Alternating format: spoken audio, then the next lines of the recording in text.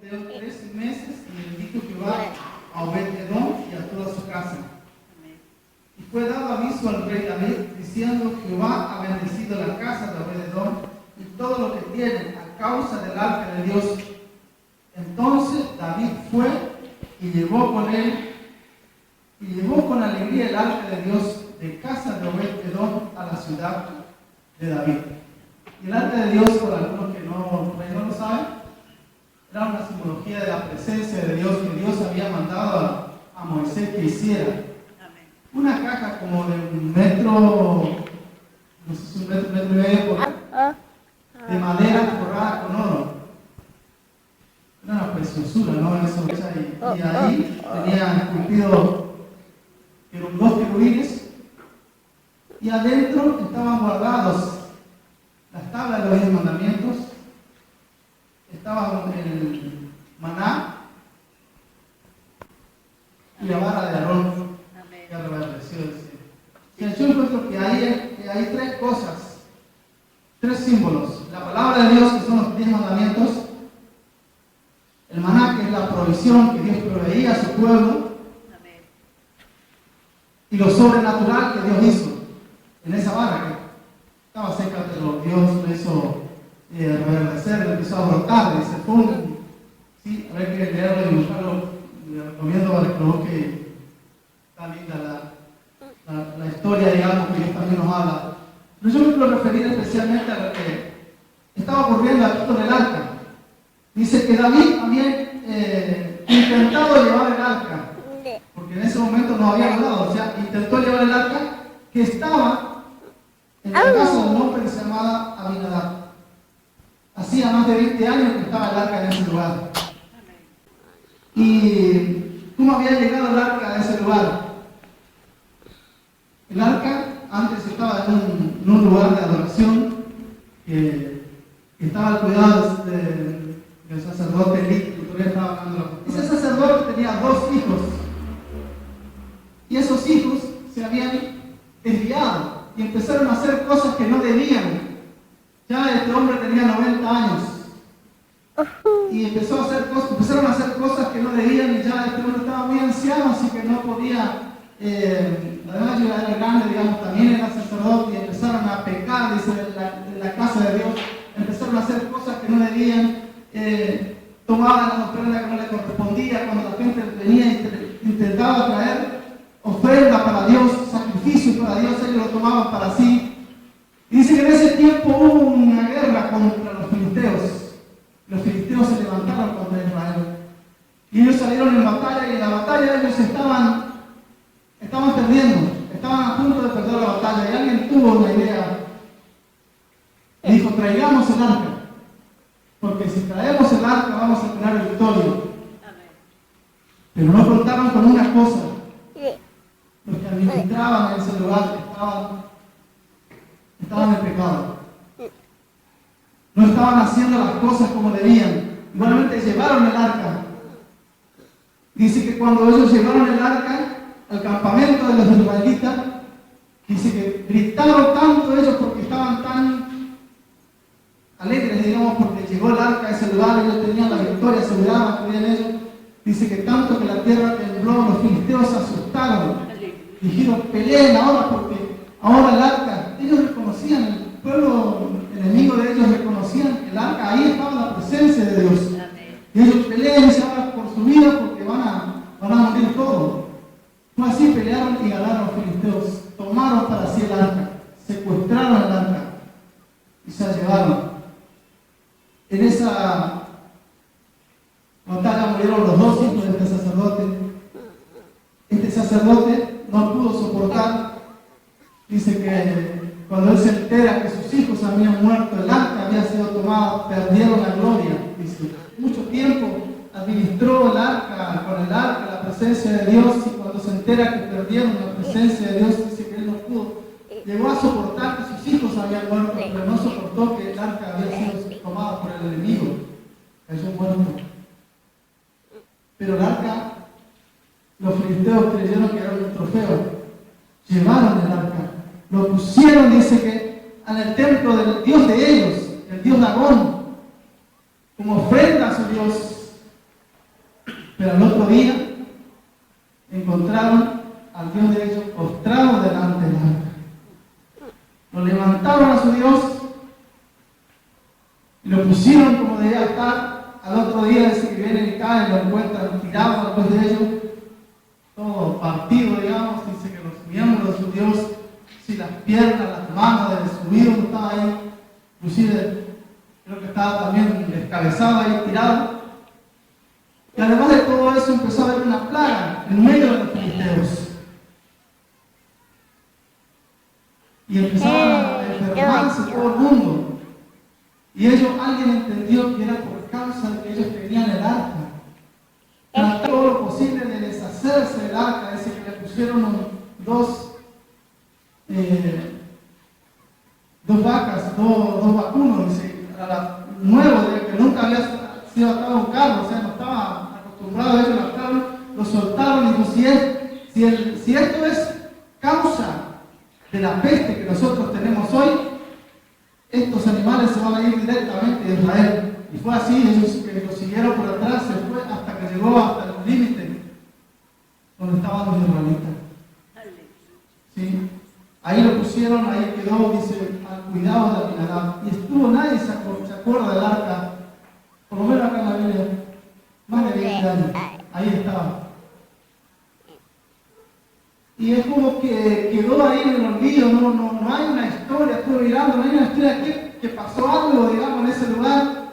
Y ellos estaban, Abinadab y sus hijos estaban al cuidado del arca. Nunca más el arca volvió a Silo, dice, porque aparentemente ese lugar también había sido destruido por los filisteos. Fue todo destruido, o sea, eso es lo que ocurre cuando perdemos la presencia de Dios.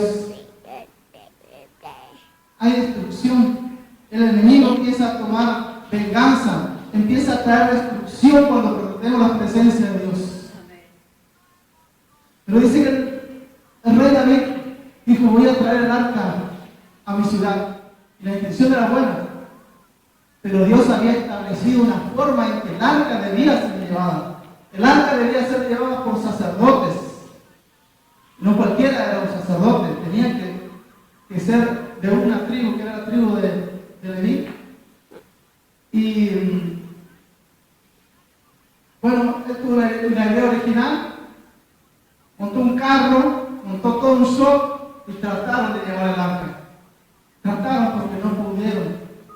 Apenas la habían sacado, dice que empezó a moverse demasiado el carro que alguien la quiso sostener. Cayó muerto. ¿Sí? Y ahí la presencia de Dios se activó, algo pasó que no había pasado durante esos 20 años atrás. Y él seguramente se crió ahí viendo esa caja que lo habían cuidado, pero nunca más de eso. Dice, cayó el temor, tuvieron miedo. David tuvo miedo de llevar el arca. Dijo, dejémoslo ahí. Y dijo, mandó a la casa de Obed-Edom. Obed-Edom no era judío, era filisteo. Porque Edom dice que es una ciudad de los filisteos, la economía de esa ciudad. Ahí no a dejar David, siquiera le preguntaron que no le dio opción a tu casa, lo mandaron ahí, ¿sí? Pero hubo una diferencia entre que yo encuentro entre Abinadab y Obed-Edom, que en 3 meses hubo bendición. Tanto que quizás haya cosas en tu casa que tengas que quitar.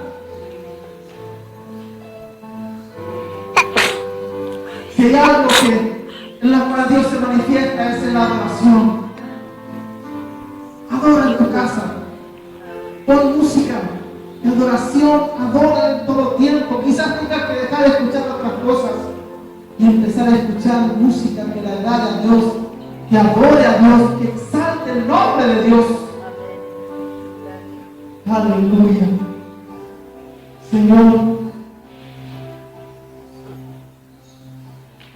ven a nuestra casa. Ven a nuestra casa, te invitamos. No da tus manos y decirle, Señor, ven a mi casa. Manifestarte en mi casa. Porque de hecho Él está en tu casa. Bueno, a veces me suele pasar a mí, yo estoy entendido, lo hago ahora. Es como que nos vamos y nos arrodillamos, adoramos a Dios sobre el culto, cantamos.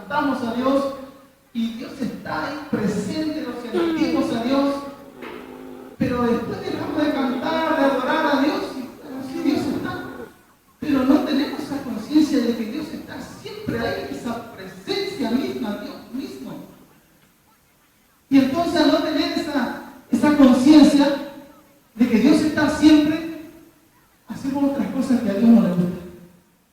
No respetamos y no honramos la presencia de Dios que está en nosotros, porque dice dice que los mandamientos de Dios se va a escribir en nuestro corazón.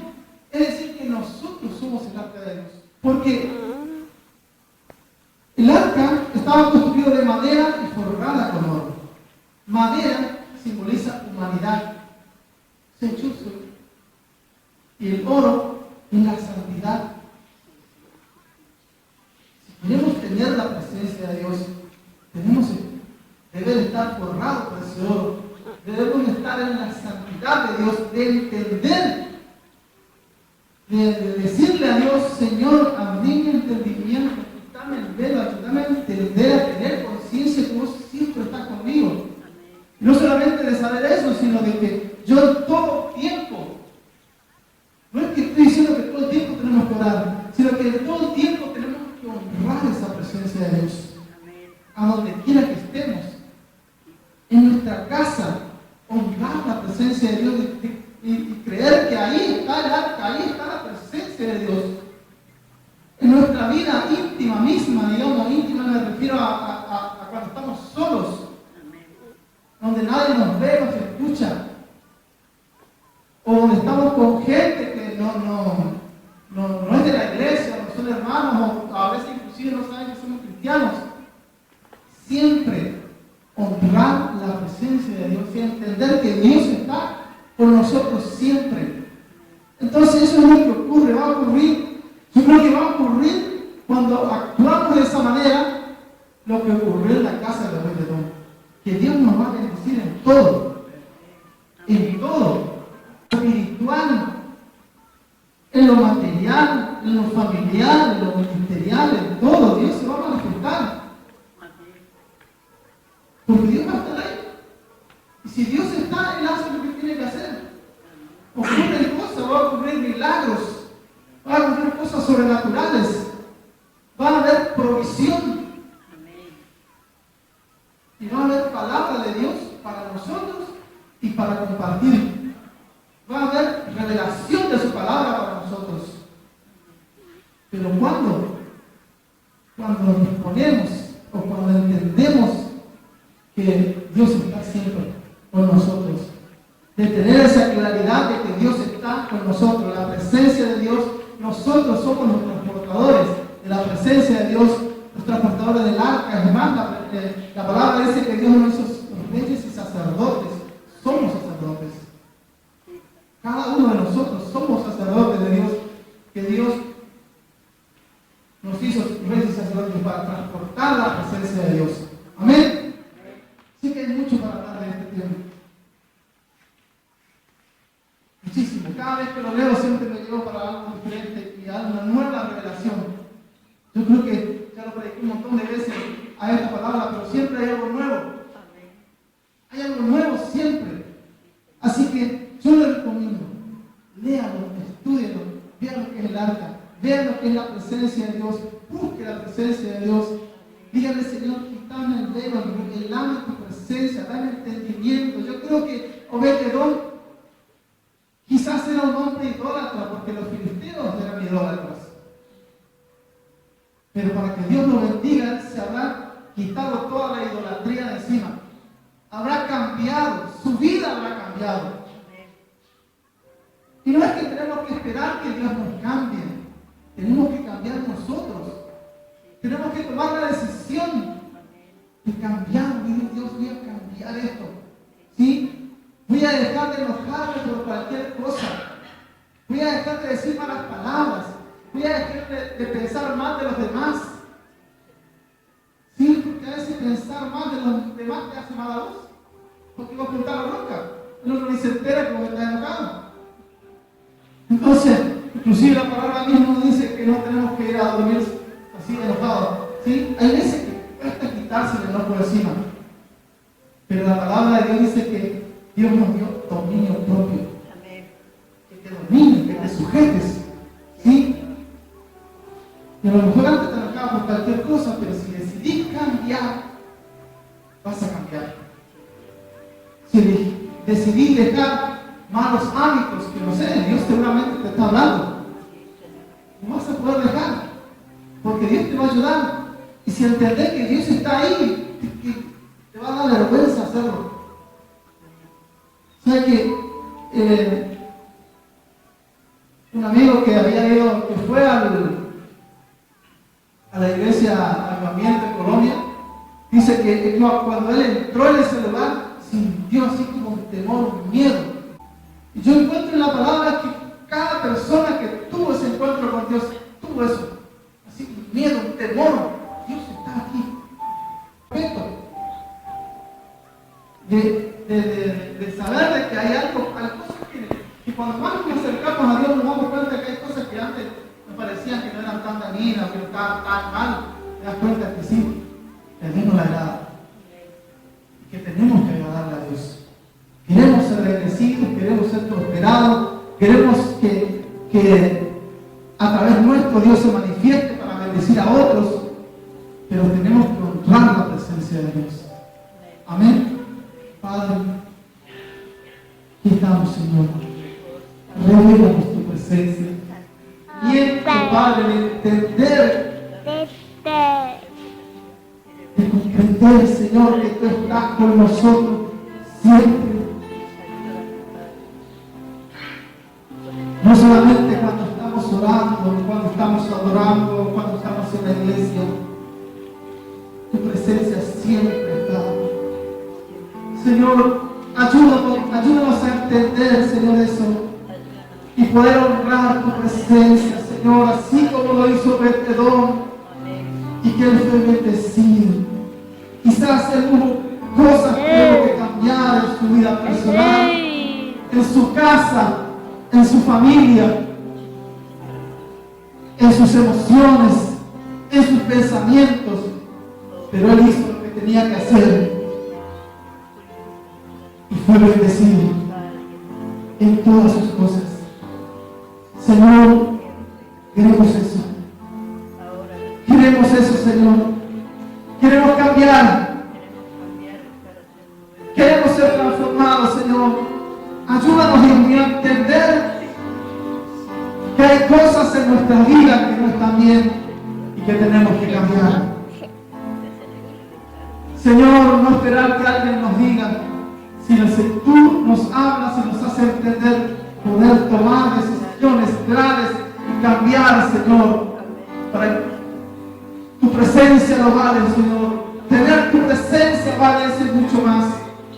Señor, yo quiero tu presencia. Quiero tu presencia en mi vida. Quiero tu presencia en mi casa. Quiero tu presencia en mi familia. Quiero tu presencia en mi ministerio. Quiero tu presencia, Señor, en todo tiempo, en mi trabajo. Quiero tu presencia, Señor. Vamos a hablar con Dios. Habla con Dios esta noche y decirle, Señor, yo quiero el arca en mi casa. Quiero el arca en mi casa. Quiero tu presencia en mi casa. Y si le dices, quiero tu presencia en mi casa, y quiero que el arca en mi casa, tienes que ver qué hay en tu casa que no le agrada a Dios. Quizás haya cosas en tu casa que tengas que cambiar. Quizás haya cosas en tu casa que tengas que quitar. Si hay algo que en la cual Dios se manifiesta es en la adoración. Adora en tu casa. Pon música de adoración. Adora en todo tiempo. Quizás tengas que dejar de escuchar otras cosas y empezar a escuchar música que le agrade a Dios, que adore a Dios, que exalte el nombre de Dios. Aleluya. Señor, ven a nuestra casa. Ven a nuestra casa, aquí estamos. Monta tus manos y decirle, Señor, ven a mi casa. Manifestarte en mi casa. Porque de hecho Él está en mi casa. El Señor, manifestate en mi casa. Voy a empezar a hacer cosas en mi casa que te agraden a ti, Señor. Señor, ven a nuestra casa.